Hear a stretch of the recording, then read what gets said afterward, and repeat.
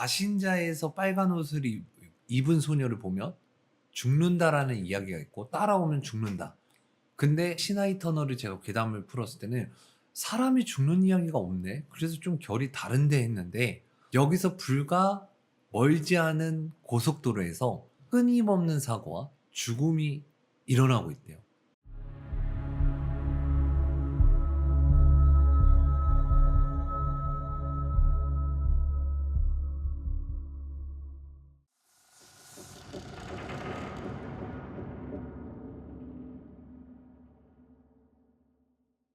대만 타이베이와 이란에 있는 베이 공로, 현지에서 죽음의 도로로 불리는 이 길의 이야기입니다. 단순한 산길이 아닌 이 도로는 지난 수십 년간의 수많은 교통사고와 희생이 이어져 왔고, 최근까지도 사건이 끊이지 않았는데 2025년 9월 한 젊은 오토바이 운전자가 밤중 반대 차선으로 넘어가 대형 배달차와 충돌했습니다. 안타깝게도 운전자는 현장에서 목숨을 잃었습니다. 같은 해 8월에는 거대한 트럭이 가드레일을 들이받고 50m 깊은 계곡으로 추락하는 사고도 있었습니다. 운전자는 가까스로 구조되었지만 목덜미가 휘어질 듯한 절벽 아래에서 구조대를 기다렸다는 소식이 전해졌습니다. 이 도로에서는 크고 작은 충돌, 차량 통제, 상실, 야간 커브 사고가 반복되며 실제 희생이 많았습니다. 그 결과 사람들은 자연스럽게 이곳을 위험한 길로 인식했고, 사고 지점마다 추모 문해가 생겨났습니다.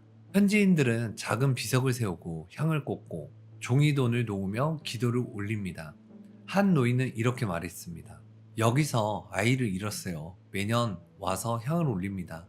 이 길이 무섭긴 해도 아이를 기억해야 하니까. 또한 도로 건설 중 희생된 노동자들을 기리는 공식 추모비도 있습니다. 도로 위에서 아무도 모르고 사라진 노동자들의 이름이 작은 돌비석에 새겨져 있습니다. 그런데 이상한 일이 있었습니다. 현지 기사와 온라인 커뮤니티, 밤길 운전 중 이상한 형체를 봤다. 백밀러에 누군가 앉아있는 것처럼 느꼈다. 차가 갑자기 통제가 되지 않았다는 신고가 종종 올라왔습니다. 한 택시기사는 자신의 경험을 이렇게 털어놓았습니다. 새벽 2시쯤 이 도로를 달리고 있었어요. 커브를 돌다 보니 백밀러에 여성 한 명이 보였어요. 빨간 옷을 입고 있었죠. 태워줄까요? 라고 중얼거리듯 말했는데 고개를 돌렸을 때는 그냥 텅 빈 뒷좌석이었습니다. 심장이 멎는 줄 알았어요. 또 다른 운전자의 경험담입니다. 나는 커브를 돌다가 느닷없이 차가 흔들리면서 시야에 아이 같은 형체가 도로 위에 서 있는 것처럼 보였다. 브레이크를 급히 밟았지만 그 순간 지나간 뒤에는 아무것도 없었어요. 이곳 베이 공로에서는 눈에 보이는 현실보다 무언가 다른 존재가 길 위에 함께 있다는 이야기가 이어지고 있습니다. 밤길을 달리는 사람들은 때론 자신들도 모르게 그 존재와 함께 마주하게 됩니다. 약간 피발령이랑 좀 비슷하네. 근데 또 여기도 빨간 옷이에요. 여기서 보면 제가 했던 말을 기억하시나요? 좀 결이 다르다. 마신자에서 빨간 옷을 입은 소녀를 보면 죽는다라는 이야기가 있고 따라오면 죽는다. 근데 시나이 터널을 제가 괴담을 풀었을 때는 사람이 죽는 이야기가 없네. 그래서 좀 결이 다른데 했는데 여기서 불과 멀지 않은 고속도로에서 끊임없는 사고와 죽음이 일어나고 있대요. 그러면 여기서 또 이야기가 또 달라지는 거예요.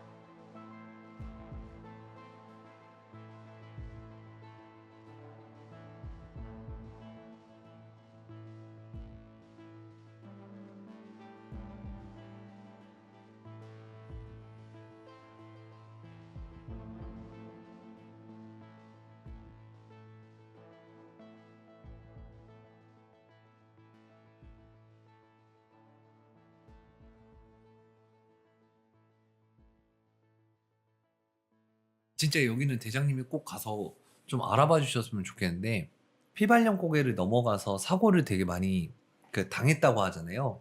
그래서 피발령에 대한 괴담도 있는데, 제가 피발령을 가봤어요. 가봤는데 일단 1차적으로는 이게 사고가 날 수 있는 도로인지부터 확인을 해요. 그다음 두 번째로 심령적인 현상인지 아니면 무언가의 간섭인지 확인을 하는데, 그때 당시 인터뷰가 이제 자기 친구도 사고가 났었고 실제로 그런 일을 많이 경험했다 이런 인터뷰가 있는데, 인터뷰 내용 중에 공통점이 있습니다. 어떤 공통점이냐면 자동차가 오작동을 했습니다. 브레이크가 먹히지 않았어요. 그리고 차가 희한하게 제가 작동을 해야 되는 범위 내에서 작동하지 않았어요. 유일한 생존자인 그때 피발령에 저한테 이제 인터뷰해 주신 분의 친구분이 유일한 생존자라고 제가 이야기를 들었어요. 근데 그분도 커브길에서 이렇게 커브를 틀어야 되는데 차가 말을 듣지 않았다. 그래서 가드레일을 받고 사고가 났지만 다행히 목숨은 건졌다라는 이야기를 들었는데, 여기 이 도로에서도 이제 갑자기 자동차가 통제가 되지 않는 신고가 종종 들어왔다. 이 뜻은 뭐냐? 말 그대로 무언가를 목격은 했지만, 그러니까 목격했다라는 뭐 이런 이제 내용도 있겠지만, 그거 외적으로도 자동차가 말을 듣지 않았다. 이건 말 그대로 어떠한 에너지에 간섭을 받았다예요. 아마 심령방송, 저희 방송을 보시는 분들은 아실 거예요. 고스트헌터 입장에서 에너지라고 표현을 합니다. 말 그대로 무당 입장에선 기운이겠죠. 근데 그 기운과 에너지가 자동차, 전자기기에 간섭을 하는 거예요. 간섭을 하는 경우 전자기기가 오작동하는 경우가 있죠. 그걸 저희가 심령현상이라고 해요. 근데 이 부분을 커뮤니티에 올라온 뭐 내용이나 기사들을 보면은 좀 심령현상이라고 볼 수 있죠. 이 부분에 대해서는. 시나이 터널과 관련돼 있고 빨간 옷을 입은 여자가 여기서도 목격이 돼요. 도대체 대만은 어떤 문화가 있길래 빨간 옷을 입은 여자일까? 여기는 어느 정도 분석을 끝낸 상태예요. 일단 이제 중요한 건 대장님이 직접 이제 헌팅을 가셔서 좀 어느 정도의 이 괴담에 맞는 무언가 좀 찾아오실 것 같긴 해요. 제가 그래서 머릿속에 지금 계속 맴도는 게 뭐냐면, 정령인가? 진짜 요괴인가? 왜냐면은 저기 대만에도 빨간 옷을 입은 원숭이를 닮은 요괴가 있다고 했잖아요. 그래서 그 존재가 지금 돌아다니는 건가 싶기도 해요, 사실. 왜냐면 너무 공통적이야, 괴담들이. 그래서 제가 전체 지도로 봤는데 대만은 섬이잖아요.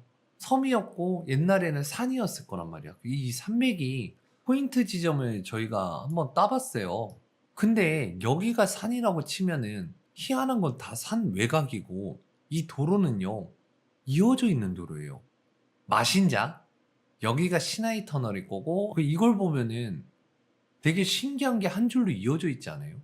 대만에서 어떤 일이 있을지 모르겠지만 좀 약간 이건 저도 의미부여하고 싶진 않은데, 뭐가 지금 이게 연결되는 건지 아니면 다 각자의 이야기가 있는 건지 아니면 하나의 이게 있는 건지 잘 모르겠어요.